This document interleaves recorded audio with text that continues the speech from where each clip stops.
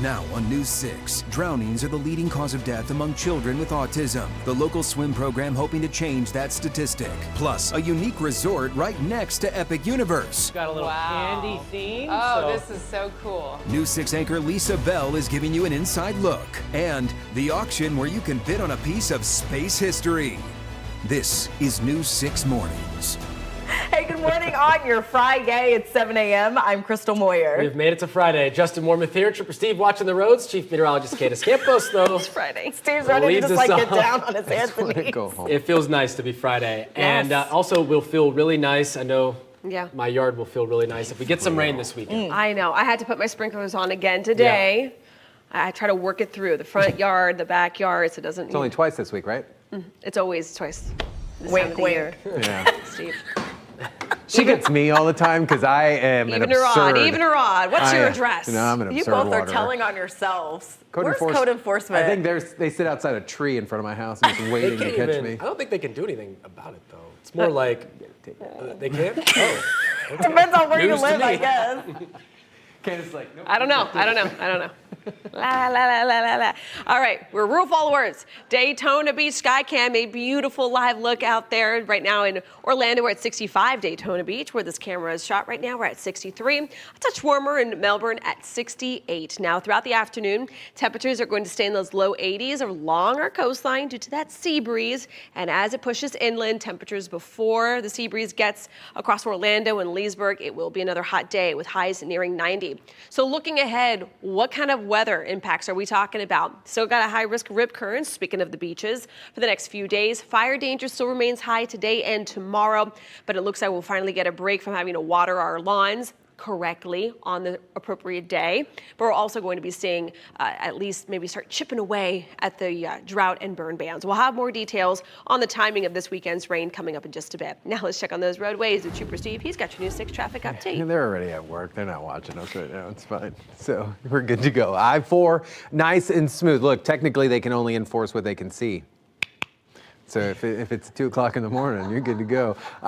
Listen, things moving pretty good out by the Champions Gate area, the 58-mile marker. No problems. Look what, I'm just blown away by this.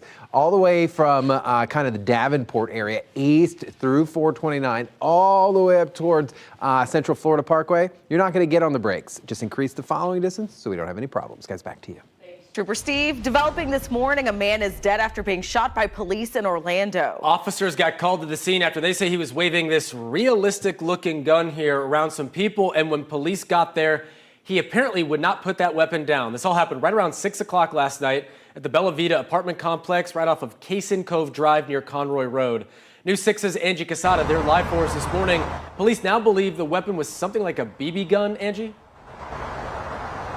Hey, good morning, guys. Yeah, so according to Orlando Police Chief, it was a BB gun or a pellet gun. Matter of fact, take a look at this. This was the gun right here. And if you look at it at first glance, you think it was the real thing until you notice that there wasn't an orange tip there that most BB guns have. But it was definitely some intense moments last night, and this is what we know so far. It all started just before 6 o'clock when 911 callers reported a man waving a gun inside a 7-Eleven in a nearby dry cleaners on Conroy Road. A witness capturing what happened next on their cell phone. Officers say they tracked the man to the Bella Vita apartments. Police say he didn't respond to commands. Our officers gave multiple commands in English and Spanish to the suspect to drop the gun. When the suspect failed to follow the commands, he was shot by 5 officers. The man died at the scene. Police say he had a lengthy criminal history, including aggravated assault on law enforcement and drug charges. So it looks exactly like a real Glock handgun. But it's not. It's not. It's either a BB or pellet gun or just a simulated gun. So it looks just like a real gun. Now, FDLE is now leading the investigation. The officers involved are on administrative leave, which is standard protocol. And of course, we're working to learn more information on the man's identity, as well as seeing if we could possibly get some body cam footage. Of course, we'll keep you updated as we learn more. Reporting live in Orlando, Angie Casada, News 6. Thanks for the update, Angie. New this morning, the teenager who opened fire inside a packed club in Seminole County, injuring nearly a dozen people, will head to prison for the next decade. A judge sentenced Christopher Bowie to 10 years after he pleaded no contest to multiple felony charges. We've been following the story since last April when the then 16-year-old pulled out a gun and shot into a crowd at Cabana Live along the St. Johns River near Sanford. 10 people ended up shot and having to go to the hospital. In addition to prison time, Bowie was ordered to undergo mental health treatment. According to court records, he is still appealing the sentence. Also new this morning, an Army combat veteran who was convicted for killing his girlfriend and her 3 children in 1998 in the Panhandle has been executed by the state. Jeffrey Hutchinson was given a lethal injection at the Florida State Prison in Railford last night. He was pronounced dead around 8:15. Jefferson was the 4th person executed this year under death warrants signed under Governor DeSantis. Breaking overnight, President Trump signing another executive order, this one ordering the end to taxpayer funding for PBS and National Public Radio. The outlets get about $5 billion a year in public subsidies. PBS has faced criticism from Trump and other Republicans for years for alleged bias. The executive order is expected to be challenged in court since funding for PBS is appropriated by Congress. In the executive order, Trump said the funding was outdated and unnecessary and, quote, corrosive to the appearance of journalistic independence.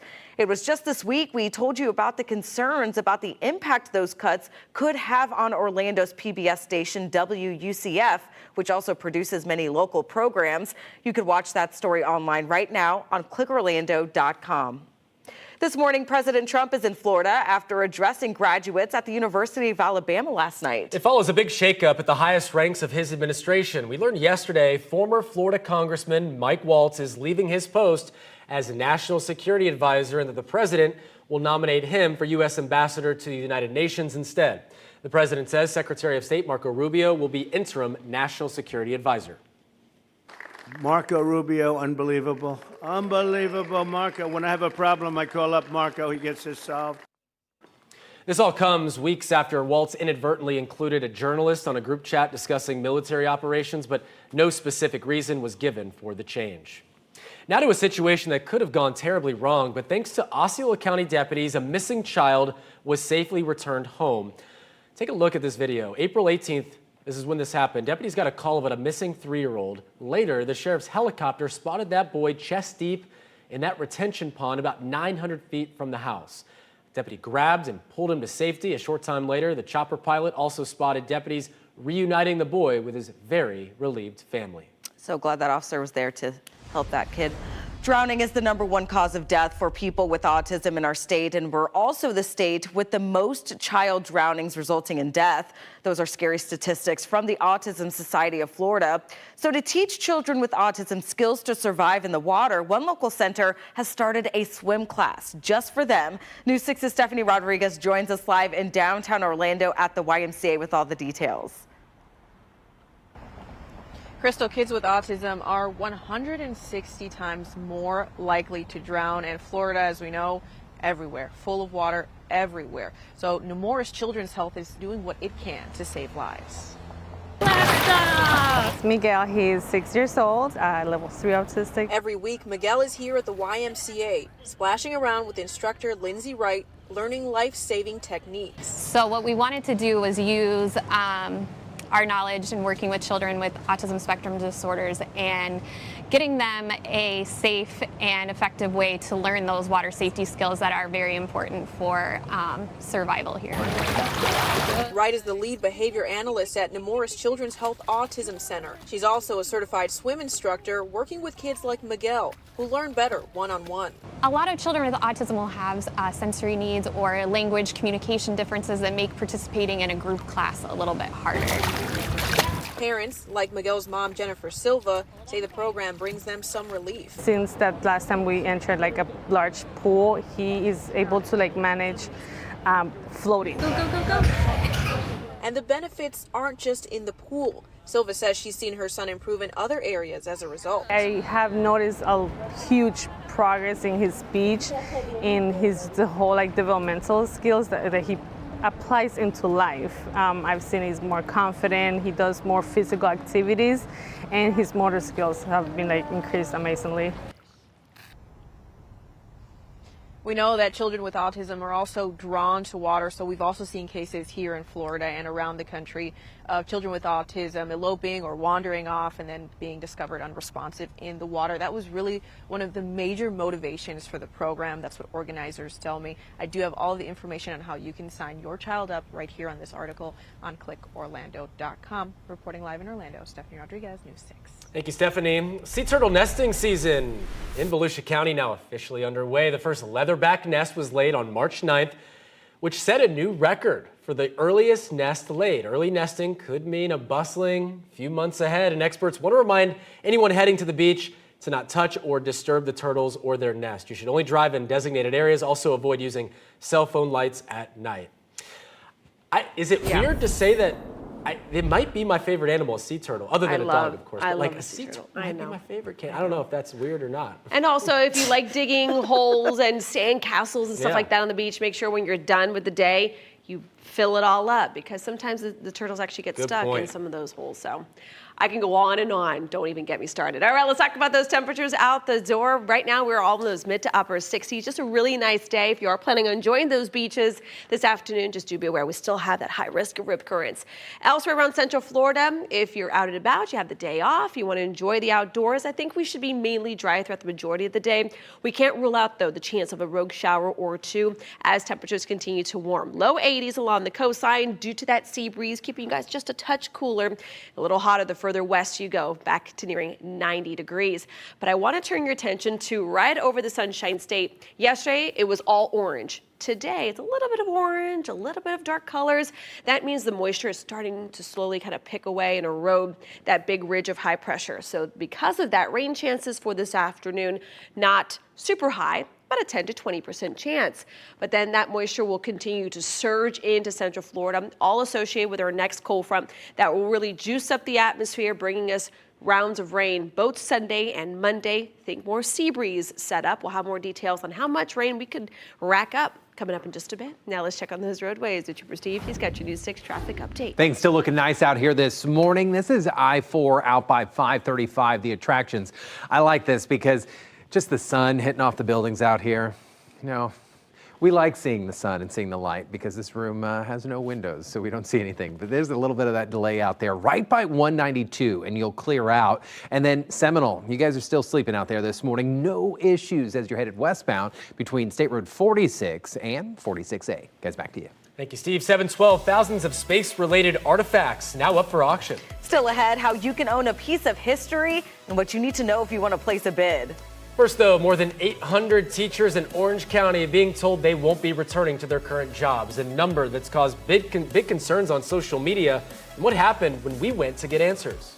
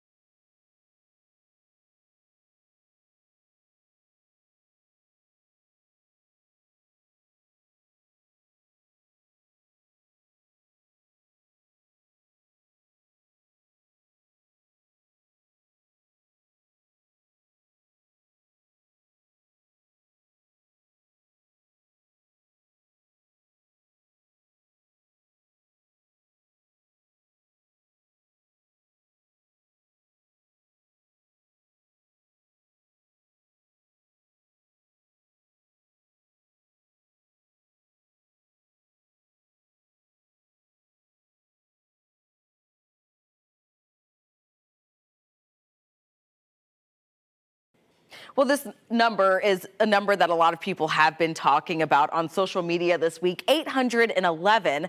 That's the number of Orange County teachers who were told this week they won't be returning to their current positions. So we went digging into this. The district says it's dealing with a big drop in enrollment as more students move to private or virtual schools. But leaders say these notifications are also part of the annual budget process, adding last year at this time, there were 960 non-reappointments. So year over year, there was less non-reappointments, and almost half of those non-reappointments are temporary contracts. So a lot of them are filling in for, say, a long-term leave type situation. The administration says a lot of the people who received letters will be able to find other positions in the district. As for enrollment, the school board just voted to hire an outside company to try and bring students back to public schools. As one local soup kitchen prepares to close next week, another homeless service in Brevard County says it's also struggling. Scott Ballou says some people from the Daily Bread in Melbourne are already coming to his Matthews Hope campus in Cocoa looking for help. Unfortunately, the ministry tells News 6 they're no longer getting $50,000 a month from one of their largest donors due to the economy. They had to cut back significantly, mainly due on where we stand, some uncertainty in the marketplaces and in the economy in general. A lot of chaos right now. You were telling me that $50,000 every month is about 10% of all your cash donations. Yes. Significant. It's huge. You just don't find $50,000 behind the counter or something. Scott told our reporter James Barbero that the loss will hurt their medical care and mental health services for the homeless. There are ways you can help, though. We have all those details inside the story on clickorlando.com. It's an auction built on the legacy of NASA. The American Space Museum's Spring History Sale ends tomorrow. New this morning, producer Robert Brewer highlights the thousands of space-related artifacts available to the highest bidder. Godspeed, John Glenn. Millions watched on television as John Glenn became the first American to ever orbit the Earth. Oh, that view is tremendous. Now fast forward more than 60 years. First time I've ever seen one in an auction. And you can own a space souvenir like no other. It's what the astronauts used to learn to fly their own space capsule. Chuck Jeffrey is the collections analyst for the American Space Museum in Titusville. He's a walking space history guru and the point man for the latest space auction. These auctions keep this museum open. They finance our education program. We do STEAM programs for elementary age children.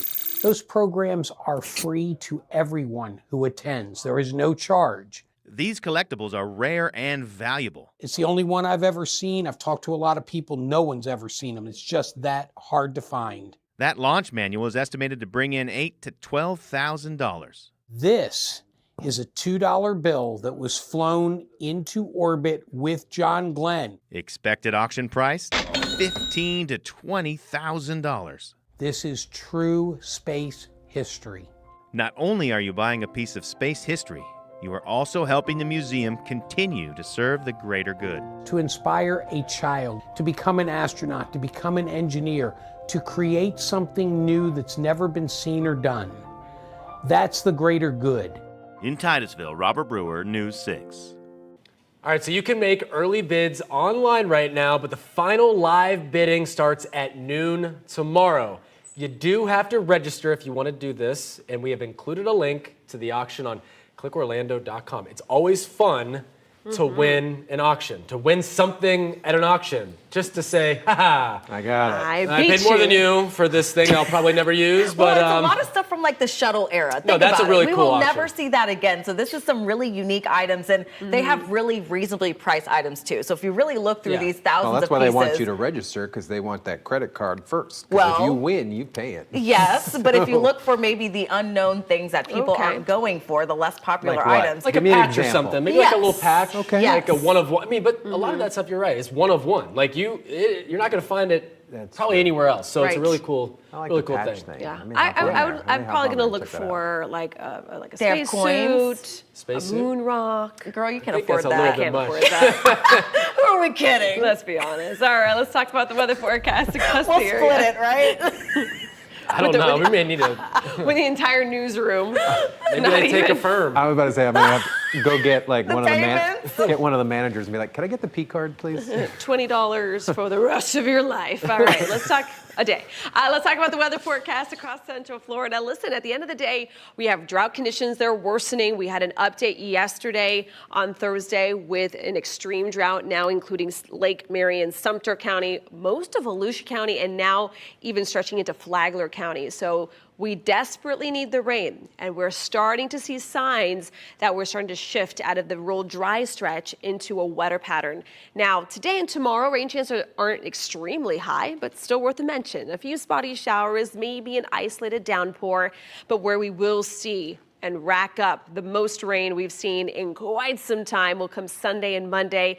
Think more summer-like, not a complete washout of a day, but we will be tapping into some pretty good doses of rain both days. Now, as we look here at the drier than usual April, for instance, in Orlando, we only racked up about 0.3 of an inch of rain the entire month of April.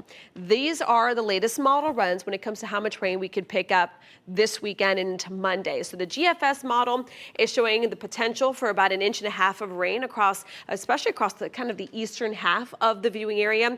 But look at Orlando, we could rack up about 0.5 inch of rain. That would mean we'd have more rain in one weekend than we had the entire month last month. And then the European model, a little more rainfall, more widespread. So it's picking up between about 0.5 inch to about 1 inch or so of rain. No matter how you slice and dice this, all of this rain, however it may come, is certainly going to be beneficial.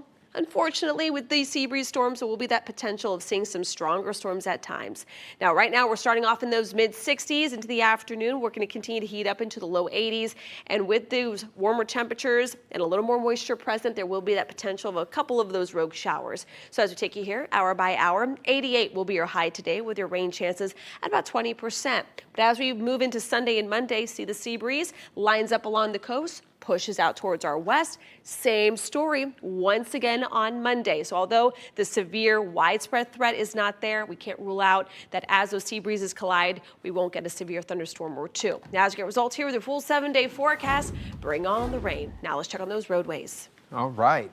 DOT camp, Orange Blossom Trail, I-4, looking nice.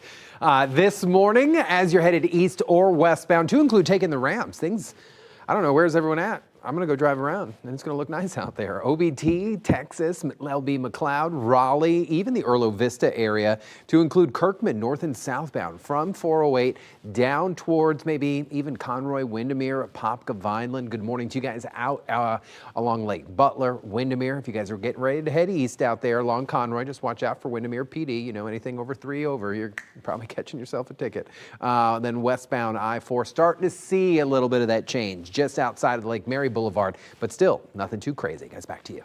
Thanks, Trooper Steve. Happening today, first responders in Volusia County beginning some high-stakes training. At the bottom of the hour, the one lesson becoming a main focus to help better protect your child. But first, the FAA now pleading with many of its air traffic controllers not to retire.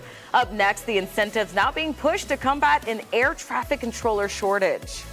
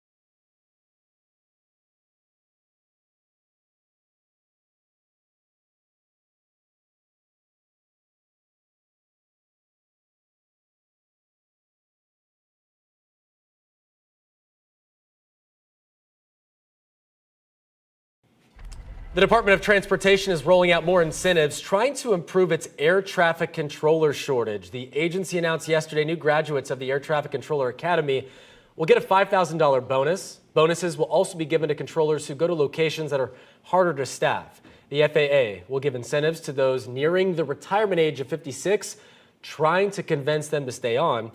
The DOT says there is a shortage of about 3,000 controllers in the U.S.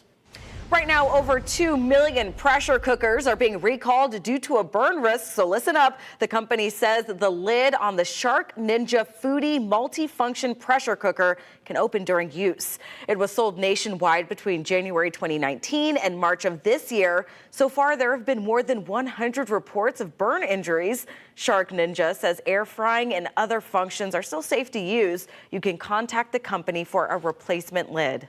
Well, we know a lot of excitement is all throughout Central Florida about the opening of Epic Universe, but that's not the only new addition coming to the tourist district. Yes, still ahead, News 6 goes inside a new resort nearby and why it will mean new options for both tourists and locals. And continuing coverage on a deadly shooting involving Orlando police. The questions we're waiting to have answered after a man was killed at an apartment complex.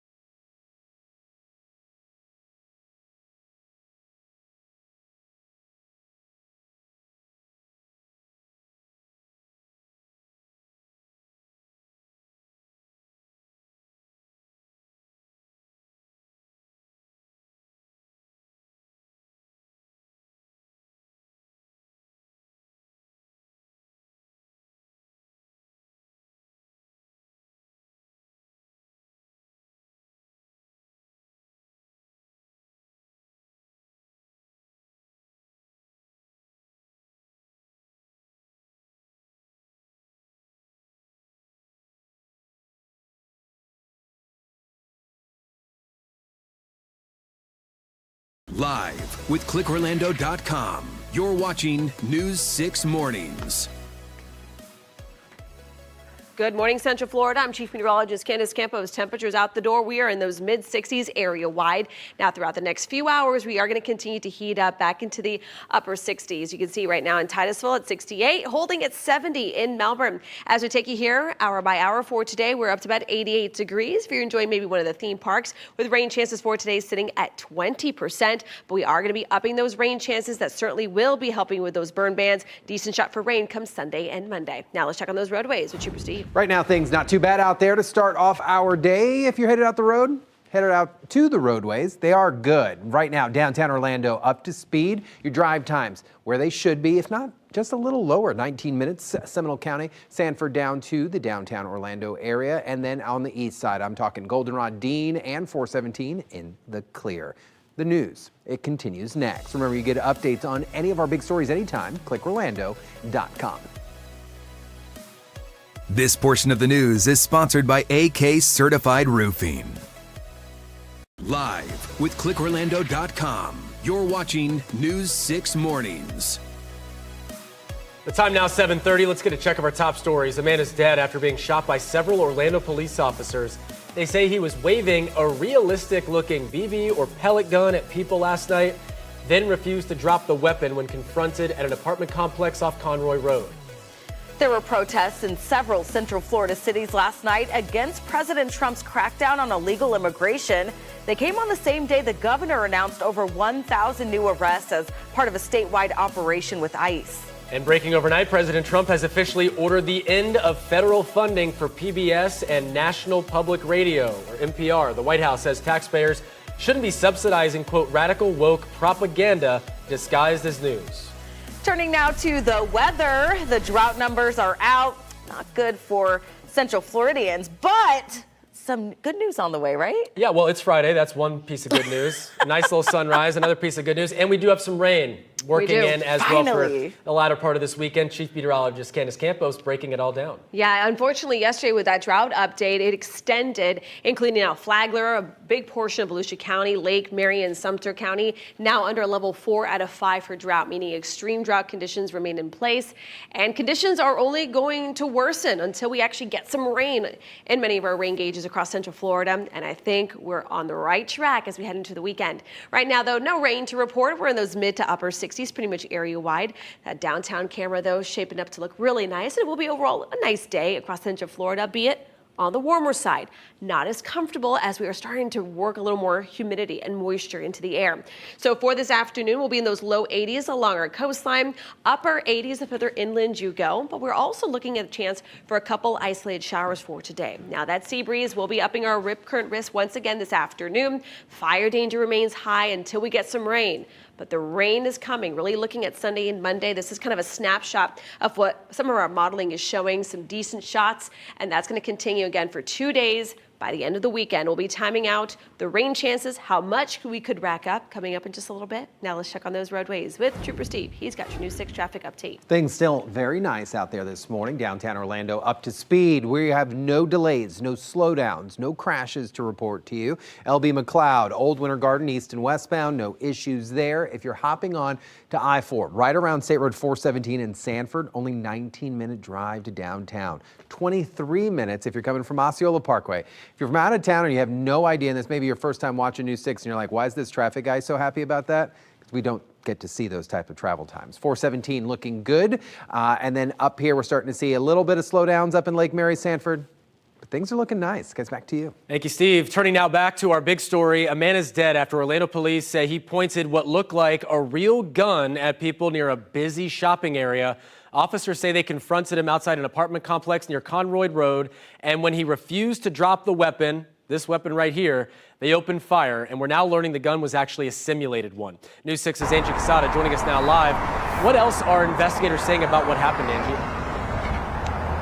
Hey, Justin. Yeah, so what we know so far, we're here at the Bella Vita apartment complex where Orlando police say they shot and killed a man in this parking lot right behind me after he refused to put down a gun. Matter of fact, it's this gun right here, but it turns out that it was a BB pellet gun. And even though it was not a real firearm, it sure looks like one. When I was coming up, they were just screaming. And then after we got back, the shooting happened, and then they started bringing like the yellow tape out. Witnesses telling News 6 about the moment it happened. Police say it started just before 6 o'clock last night when 911 calls came in about a man waving a gun at people inside a 7-Eleven on Conroy Road and nearby businesses. Drop the gun! Drop the gun! A witness recorded what happened next after officers say they found the man at the Bella Vita apartments. They say they gave multiple commands in both English and Spanish to drop the weapon, but he never did. It's a very dangerous situation. The officers put their lives on the line every day to keep us safe, and it's a split-second decision when you see somebody pointing a gun up in your direction. The officers have to make a split-second decision. The man was shot by 5 officers and died at the scene. The gun turning out to be what OPD is calling a simulated weapon. Now, Yeah, so far, Orlando police haven't released the name of the man who was killed, only saying that he had a lengthy criminal record. Of course, FDLE is now handling this investigation. If we get any updates, we'll let you know right away. Reporting live in Orlando, Angie Casada, News 6. Thank you, Angie. From Orange County to Melbourne to cities across the country, people took to the streets yesterday for a May Day protest over President Trump's crackdown on illegal immigration. And it comes as we get new numbers showing just how many people here illegally are being arrested. At the Orange County Jail alone, workers say they've booked 1,018 people with ICE detainers between January 1st and the end of April. That number is higher than the bookings for all of last year. And protesters, though, say the arrests are costing the county too much and want local leaders and law enforcement to stop cooperating with ICE. Is not just as statistics. Those are people. Those are sisters. Those are brothers, workers, our colleagues. They're our neighbors. They are more than just a number. They're real people. That's what it's telling me. It's telling me that the suffering in our community is only getting worse.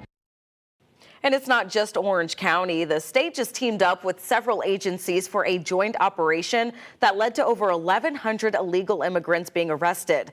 That's the largest one-week number for state and ICE's history. The governor's office says 63% of those arrested had existing criminal arrests or convictions, and 378 already had final orders of removal issued by a judge. Dramatic testimony at the resentencing trial for two men convicted in the notorious Xbox murders in Deltona.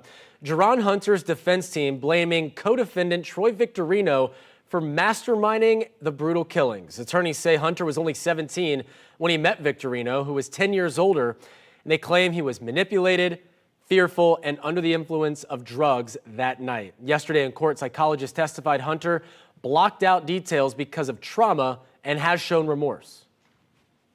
After I asked him if he had any remorse, he said that he went home, took a shower, read his Bible, and went to sleep. At every turn, Troy Victorino planned this, told everybody what to do. Victorino and Hunter both sentenced to death, but a change in state law gave their lawyers a chance to argue for life in prison instead. Victorino's team is expected to start its argument this afternoon. Well, today is the last day of the legislative session, but it's going to end without a deal on a new budget. As we've been telling you, the House and Senate are nearly $4.5 billion apart when it comes to a spending plan, and they have big differences on the types of tax breaks Floridians will receive over the next year. Lawmakers have been told to stay home at least through next week. They must pass a balanced budget by June 30th when the current budget year runs out. Happening today, first responders in Volusia County are taking part in a high-stakes training drill to make sure they're ready to handle any situation in the water, especially when it comes to children drowning. News 6's Mark Lehman joins us live at the beach. And Mark, walk us through, what first responders are expected to go through today. Well, they'll be going through different child drowning scenarios. Already this morning, we're seeing crews show up here at Edwin Peck Park. Nearly a dozen agencies are working together through every step of the process, from beach rescue to helicopter transport. It's crucial training to save lives. With warmer weather, the refreshing water off the coast looks increasingly inviting. But as swimmers in the ocean are rising, so is the possibility of drowning. We're not even in our busy season yet. So once that busy season gets here, we will be going on many more rescues. Beach Safety Director Tammy Malford says summer typically leads to hundreds of people pulled from the surf.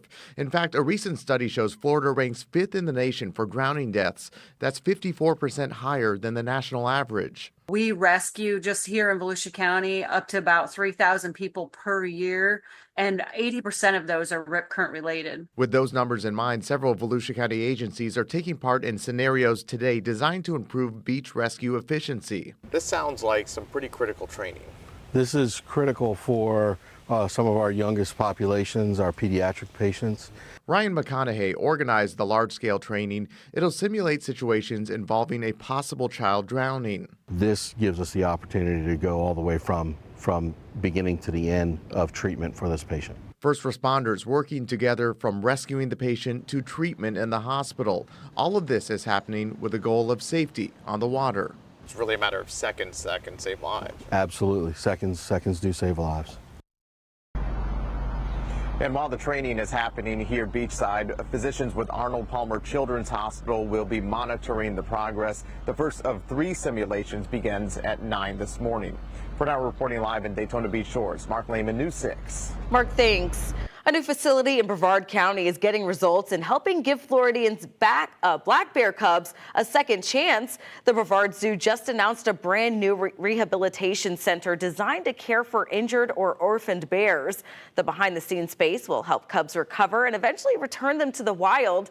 Experts say there will be room to grow, learn natural behaviors, and even socialize with other bears. It's another step toward protecting wildlife and getting results for animals across Florida. Looking for something fun to do this weekend? Aren't we all? Well, there are several events happening in Central Florida for the whole family. Meteorologist Michelle Morgan is in Mount Dora with 6 things you need to know, including a look at the weekend weather.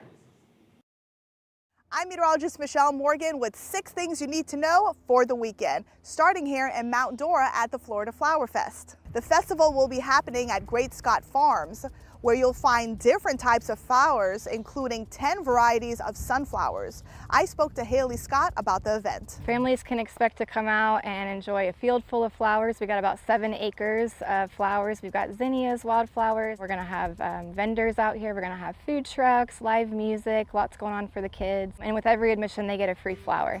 Also, May 3rd is packed with other local events. The 20th annual Arbor Day celebration takes place at Central Park in Town Center from 9 to 1 p.m.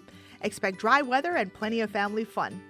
Over in Howey in the Hills, the 100th Founders Day Festival runs from 10 a.m. to 3 p.m. at the Howey Mansion with over 50 vendors, food, and art. It'll be sunny but hot, so make sure you're staying hydrated. Get your morning started with the Milk Run 5K at Festival Park in Orlando from 6 a.m. to noon. Expect perfect weather for a run.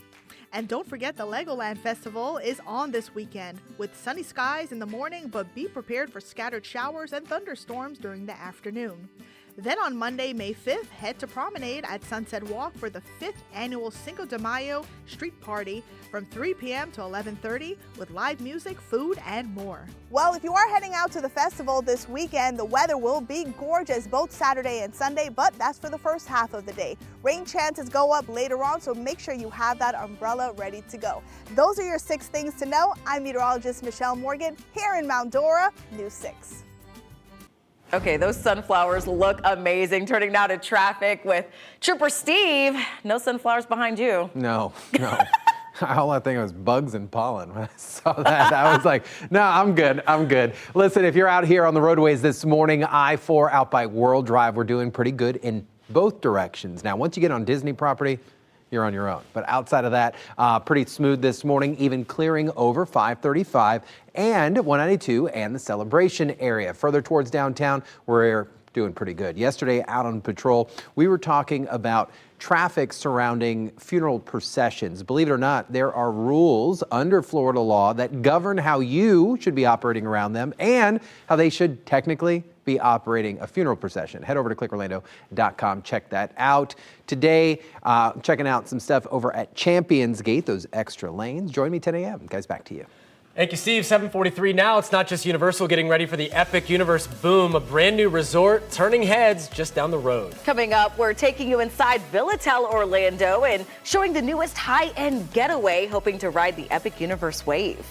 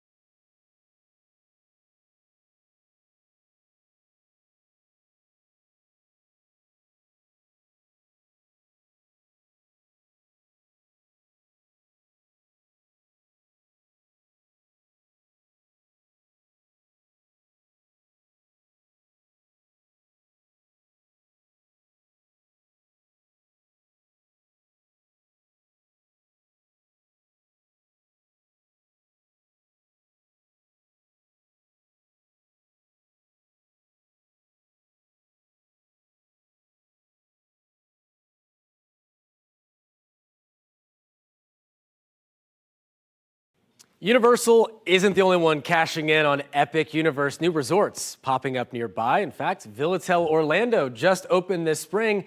It sits right off of International Drive between Universal's current parks and the upcoming Epic Universe. The resort features more than 500 villas and apartments, plus its own 6-acre water park. News 6's Lisa Bell takes us inside, all new this morning. Got a little candy theme. Oh, this is so cool. Stepping inside one of the new villas at Villatel Orlando. When you first come in, you've got a combo arcade and theater. Is more like stepping into your own mini theme park. Sorry, I just have to play this a little bit. Just steps from the new Epic Universe. Look at how good I am, too. The resort features a mix of 2 to 9 bedroom units, some accommodating up to 26 guests with private pools. So this is not like your typical resort. The rooms here are very spacious and really seem geared toward families. They are. So, North I Drive has not been a place known for its large format hospitality. Brock Nicholas is the developer. Most of the hotel rooms on I Drive were built around the convention center traffic, which has been here many decades, and it has developed 40 or 50,000 really small individual corporate hotel rooms. Nicholas first set sight on this 80-acre property back in 2017. And at the time, did you know that Epic Universe was going to be happening? So we didn't know that the name of it was Epic, but we did know that the parent company had purchased some land from Lockheed Martin and was planning a mega park on just the other side of Sand Lake. Fast forward 8 years, the $500 million resort seems to be opening at the perfect time. We did open the water park March 14th. We opened our first round of the Apartments by Marriott Bonvoy also in March. By May 22nd, when Epic opens, we'll have the next couple buildings online. And by the end of this year, this entire campus will be 100% done. No more construction, just all guest fun and family. Lisa Bell, News 6. Looks pretty similar to Evermore, doesn't it? Well, the developer says they also plan to offer daily shuttles to all theme parks, trying to reduce the headaches of more traffic for nearby residents and guests. I'm excited for that. Taking a look at our launch credit union Port Cam at Port Canaveral, where a massive makeover is now underway, and it's coming with a price tag of over $500 million. You're wondering why that crane is still out here? This is why. The port says it's gearing up for bigger ships, more cargo, and thousands more passengers. The $500 million project includes upgrades to cruise terminals 3, 5, and 10. Cargo facilities and recreation are also getting an upgrade, including new features at Jetty Park and improved piers for faster turnarounds. Port officials say it will be paid for with its own revenue for the next 5 years. Well, we are no strangers to snakes here in Florida. A viral video from Ocean City, Maryland has a lot of people squirming for good reason. A local woman captured the moment a large eastern hog-nosed snake moved across the sand, going right into that ocean there. The Maryland Department of Natural Resources says the snake is harmless, it's non-venomous, and it's native to the area, but is scared of people, so it's not usually in crowded places. However, it does prefer the sandy beaches. Justin, I got a question. If you were at the beach, brother, and you were like waist deep, and that thing touched your leg, talk to me. Well, here's the good news. Here's the good news. I'm in the water, so whatever comes out of me is you're good to go. Going out to sea, because I would freak out. I probably would never go back into the ocean. Yeah, I feel you on that. To be honest, yeah. I had That'd be it for me. Portuguese man of war when I was a kid. Yeah. That's all it took. And then the lifeguard's like, you got a tinkle on your leg. And then now I learn as an adult, no, you should not be doing that. But that's why I don't get in the water either. No. Just too many things out there. Please don't pee on people when they get stung by jellyfish. I said tinkle. She just went out and said. Don't do it. Yeah. Well, I was in the, listen, and even your pools aren't safe. Do you do the water stuff? Like, it's a dip. Yeah, I'm like maybe waist high. Am I the only one that I love to get in there? Crystal, you have no fear of anything, girl. I have fear, but I love the water. Yeah. It calls to me. Okay, Moana. All right, let's talk about the weather forecast. I knew you were gonna get it. Well, I was in the pool, not yet, but this was last year, and you should have seen me scream like a baby. Happened? It was a lizard. Oh my gosh! Just in the water, and my oldest was like, Candace, I'll get him. It's not like you were back home in Miami. Yeah, and there was iguana coming at you. All 4 foot of that. Those things are invasive. All right, let's talk about the weather forecast. Ugh, all right, what to expect today, tomorrow, much warmer. Temperatures are going to be nearing 90. I put the word here, dry. I should put mostly dry, as rain chances for this afternoon not completely out of the picture. We're about a 10 to 20% chance, just kind of a precursor to the additional moisture we're really going to tap into as we head into Sunday and Monday. So with that, we got the word wetter there. Rain chances do go up to about a 40 to 60%. So this is kind of the wide view and showing you what the new setup is, because before we had that big ridge of high pressure there over the western Atlantic. It was dominating the southeast for the last 3 weeks, not allowing any moisture from south to north, any moisture from moving into central Florida. But that is now finally starting to give in, break down a little bit, and it's going to make way just enough for this next front to start approaching our area, bringing with it some more moisture, which when those sea breezes come together, that's where we'll see the rain. Now let's check on your hour-by-hour forecast for today. Right now we're starting off in those mid to upper 60s, a few low 70s. But as we take you here into the afternoon, you can see the sea breeze starts to develop. But now we're starting to see a little bit of green pop up on the modeling. And that's because we have just a little bit extra moisture than the past couple of weeks. And that's going to allow for a couple of those isolated scattered showers. So our coverage for today is only about 20%, with highs in the meantime, though, still running above average back into the upper 80s. But the real dose of rain, the big story, is going to be Sunday and Monday. If you have any outdoor plans before 1, 2 o'clock, you should be good to go. But by the afternoon, we will see the sea breeze kind of line up along I-4, push from east to west, and then once again, dry in the morning hours. And then come Monday afternoon, we're going to be pinpointing another round of rain. As of last check, though, we could rack up between about 1 to 2 inches in some isolated amounts, so beneficial rain. Unfortunately, though, we can't completely rule out the chance of a strong storm or two, but at the end of the day, beneficial rain is back in the forecast. Now let's check on those roadways with Trooper Steve. Thank you, ma'am. Oh, I can't wait for some of that rain to finally start falling. Check out this. This is it's not downtown. This is I-4 Lee Road. We're looking eastbound. Westbound lanes off into the left side of your TV screen or your phone, wherever you're watching this morning, or wherever you're streaming us. Right now, express lanes also running very nice. No major delays out there this morning. 535 a little slow. And then downtown, you guys look even better. Your drive times still not bad. 24 minutes in the red from 417 in Sanford to downtown, but that is a decent drive time. Normally we're about 32. And then out the east side, Waterford Lakes, UCF, everybody looking nice. Guys, back to you. Thank you, Steve. If you're an alligator hunter, I know I've seen that on LinkedIn. Today's your chance to get in on the action. Find out how you can apply for this year's hunting season next. Wait, it's on LinkedIn?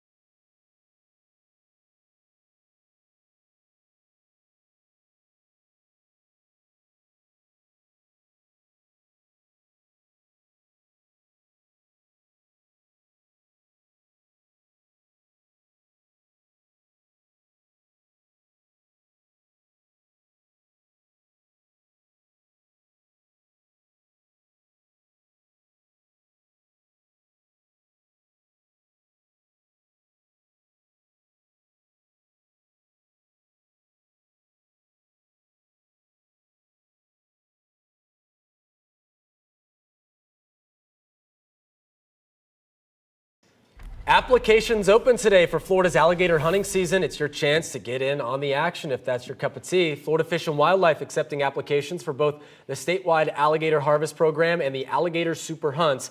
Application period runs through May 12th. Hunters can apply for a single unit or county through the harvest program, or they can apply multiple times for the super hunt to increase their chances of being selected. For more details and how to apply, just head to FWC's website. Mother's Day just around the corner, and Americans are getting ready to spend big. Don't say we didn't warn you. This year, experts say spending could top $34 billion, making it one of the biggest shopping days of the year. The average person is expected to spend about $250 on gifts and celebrations. Flowers are still taking the top spot, followed by cards and special outings. Spending is expected to outpace last year's numbers and is close to matching the record $35.7 billion spent in 2023. Moms are priceless though, right, Candace? Right. Yes, absolutely. All right, let's talk about the weather forecast across Central Florida. She was like, wait, what? Yes, no, that was a good transition. Yes, absolutely. Upper 80s across Central Florida. This is the time to start thinking about Mother's Day, right? Oh. Not, the Saturday before. Rain chances sit at about 20%. Well, She's giving the warnings out to everybody. I'm just letting everybody know there's no direct attack here. We're looking at rain chances, though, increasing up to about a 50 to 60% chance as we head into Sunday and Monday. Beneficial rain is expected as we finally start breaking from that very dry streak we've had. Things look pretty good out there for the roads this morning. No major issues on a Friday. Just take it nice and easy, please. Drive times where they are supposed to be. No crashes to report. I think we're going to have a good couple of days here. Yeah, man. On a Friday, too? I'll We'd take love it. to see Let's do it. All right, thanks, Steve. Thanks for joining us. We break news on clickorlando.com. You can also find all of our stories on our new 6 Plus app for your TV. Have a great Friday and a great weekend. We're still trying to figure out if that gator hunting's on LinkedIn.